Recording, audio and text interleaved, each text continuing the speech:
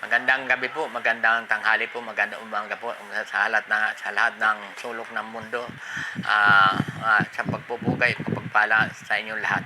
Ngayon po ay tatalakayin po natin itong napakahabang pinaka-problema ng atin talaga ng ating kasalukuyan ng mamamayan na kung saan itong nasabing impeachment na parang pinagpasabasahan, parang pinag-dribble ng Senado na kung saan ito po ay Ngayon, ugatin po natin yung nasabing impeachment. Ako po ay tinatawagan natin at naninindigan po tayo na ang ginawa ng Kongreso sa kanilang ginawang impeachment at pag-file sa Senado ay naniniwala ako sa aking personal na paniniwala ay balido at tama ang ginawa ng Kongreso. Kaya lang nakakalungkot at nakakatawa na kung saan nung February 5 I think ipinasa ng Kongreso diyan sa Senado nang kung saan ay pinatulog at ginawang parang pinagpahinga sa loob ng ilang buwan na kung saan itong June naka-schedule ang nasabi na sa gawa ng nasabi para talakayan ang impeachment mga June 3 something ganyan at umabot sa June 11.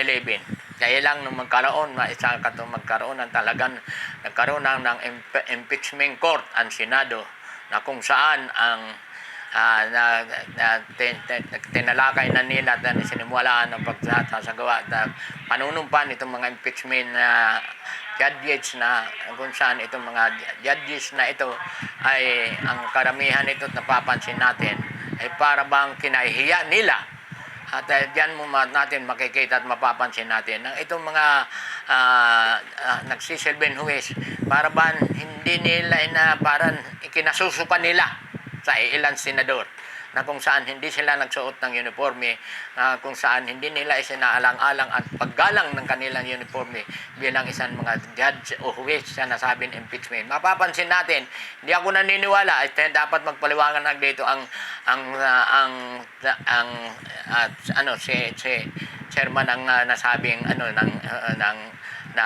impeachment na kung saan sinasabi nila ang iba't wala pa raw hindi daw sinukatan ng uniforme at ang iba naman hindi daw bagay di umano ang sinasabi lalo na ito si Robin Hood Padilla di umano hindi nasabi hindi bagay sa kanya at ang gusto lang niya palabasin ang bagay sa kanya yung mag-supplyin at bilangin ang kanyang bigote at kumain kung ano masarap na pagkain diyan sa Senado pero hindi niya iniintindi na ito ay isang sagrado at isang moral na obligasyon bilang huwes o bilang judge na dapat isuot niya ang kanyang uniforme na kung saan sila inatasan ng nasabing saligang batas na nasabing impeachment court na isuot ang kanilang uniforme bilang pagtingin at pagkilala ng kanilang tungkulin bilang mga huwes.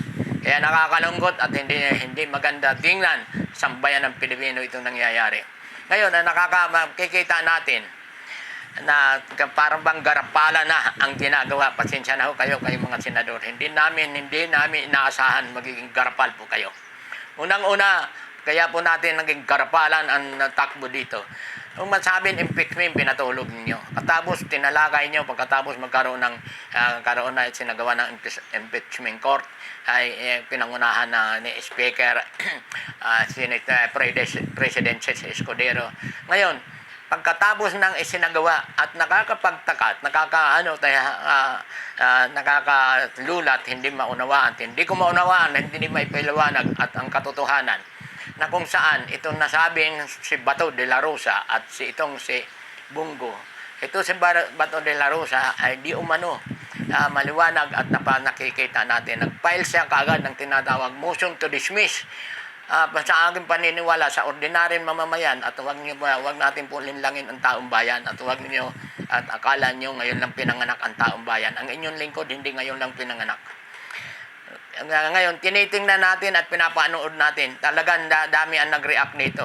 Marami ang nag-react at hindi nagustuhan itong ginawa ni Bato de la Rosa na kung saan bilang isang impeachment sa impeachment court bilang isang huwes, hindi ko po makita at hindi ko maunawaan, hindi ko maisalarawan saan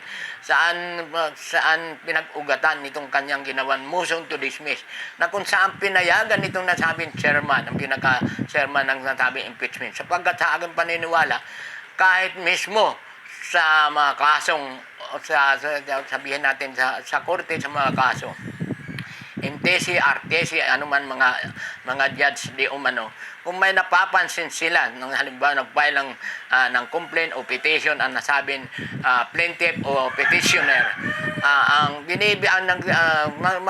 kung makita nila at kamali o mayroong pagkukulang, at dapat hindi silang magsisilbing abogado doon sa defendant, na kung saan dapat ko napansin nitong mga ni Escudero, ni Speaker, ni Senate President Escudero, nagsisilbing chairman, kung napansin niya nga hindi kung mayroong pagkakamali, pagkukulang, hindi dapat niya pinayagan na itong si Bato de la Rosa nagsisilbing dependent counsel ng pangalawang pangulo, na kung saan dapat ang pinayo sa aking paniniwala, at ewan ko kung ano, ito sarili kong opinion, pero sa aking paniniwala 90 to na 90% na 200%, walang karapatan itong huwis na ito na si Bato de la Rosa at sino pa itong kanyang naging collaborating sila sa si Amy Marcos at saka si Bungo, mag-file sila na sinusukan nila mag-file ng motion to dismiss nito si Bato de la Rosa, sapagkat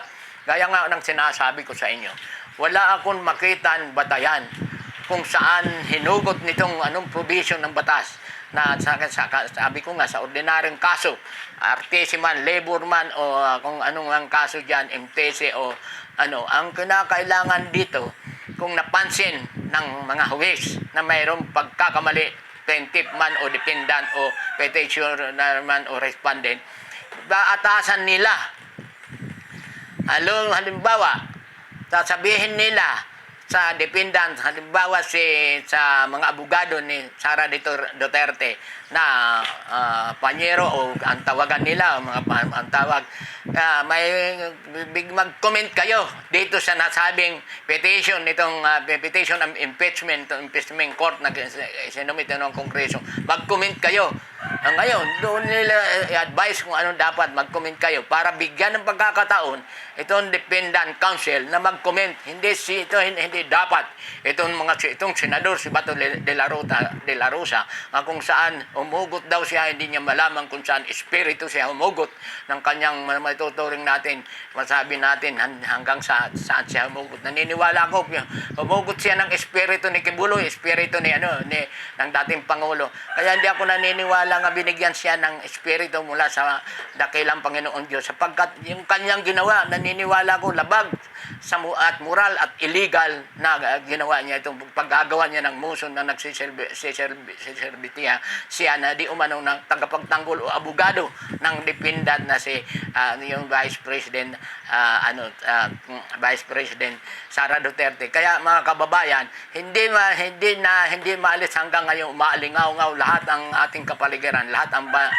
mga taong naniniwala sa rules of law na mukhang hindi tama. Kaya kung mapapansin natin, itong mga magagaling na luminaries, sila mga abogado sa iba't ibang mga universidad, may mga comments sila na kung saan ngayon lang sila nakakita ng ganong pangyayari. Kaya mga kababayan, kung mapapansin mo po ninyo, makikita ninyo kanilang pakwila doon sa nasabing hearing. Para ba sa kanilang ginawang petition, sa kanilang ginawang pag-motion to dismiss, at kung saan, inayunan naman itong chairman ng atin, chairman na si Escudero. Samantala, bilang chairman, dapat minayon niya dito sa kanyang mga kanyang kasamang bilang membro ng nasabing judge huwis ng impeachment na sabihin, payuhan natin bigyan natin ng mag-comment itong defendant counsel ni Sara Duterte kung ano masasabi nila dito sa nasabing hindi dapat ito sinang-ayunan niya ito si Bato na mag-motion to dismiss. Kaya ngayon, ano po nangyari? Pinayagan nila nasabing impeachment court.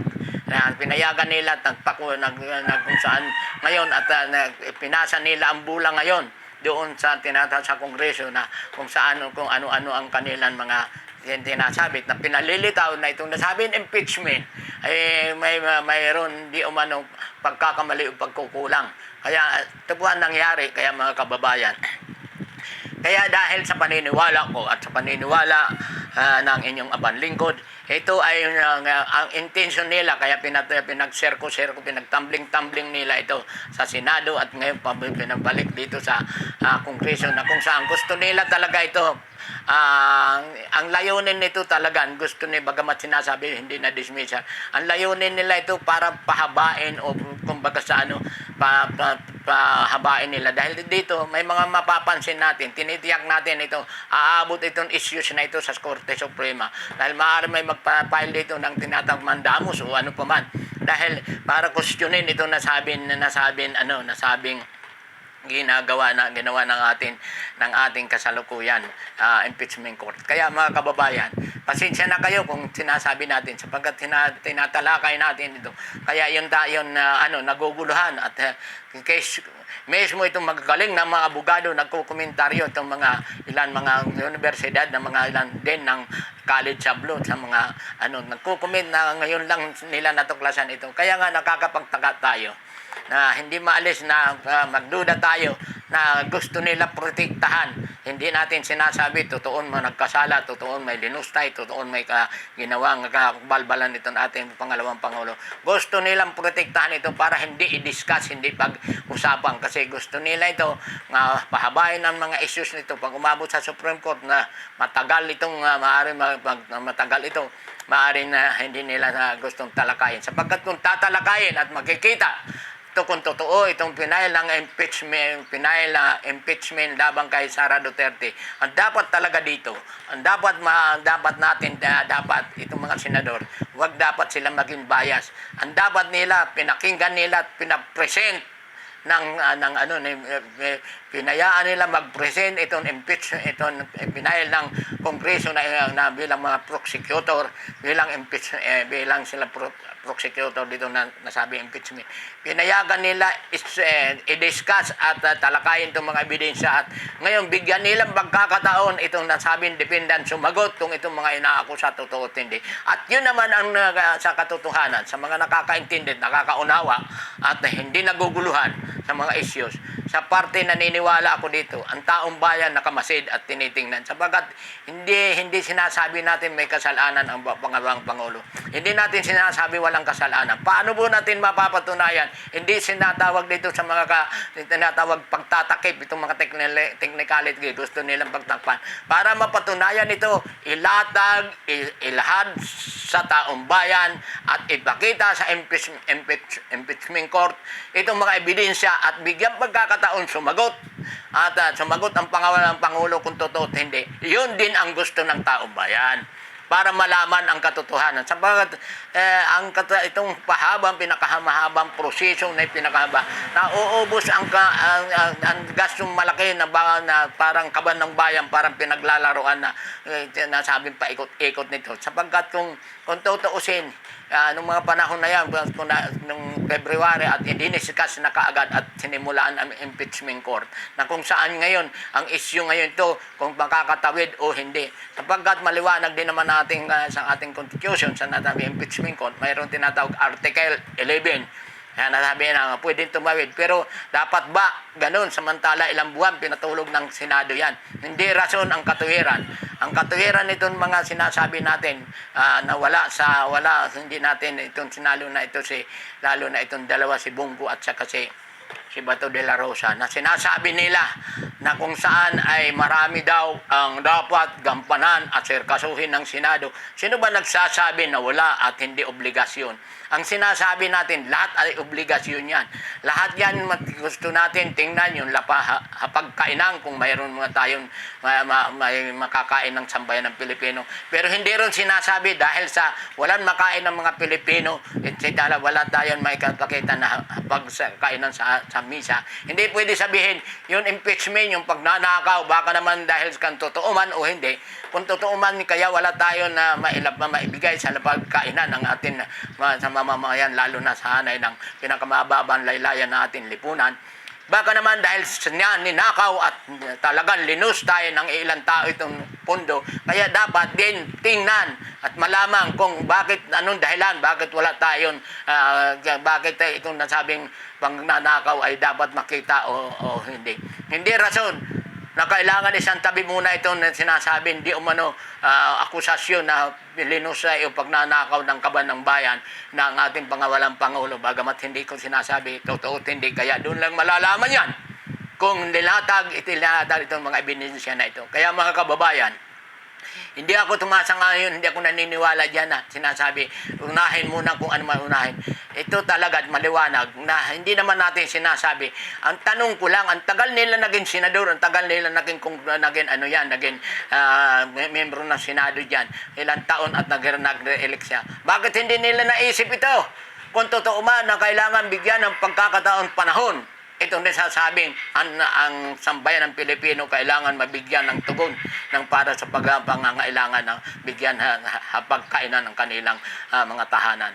Mga kababayan, hindi ito rason para baluktutin nila ang paniniwala ng sambayan ng Pilipino. Ito ay kasama nga dapat nila obligasyon moral nga talakayin talaga sa lalong madaling panahon itong nasabing impeachment. Kaya mga kababayan, hindi sa aking katuwiran itong sinasabi nila na dahil sa unahin muna mga priority o dapat priority.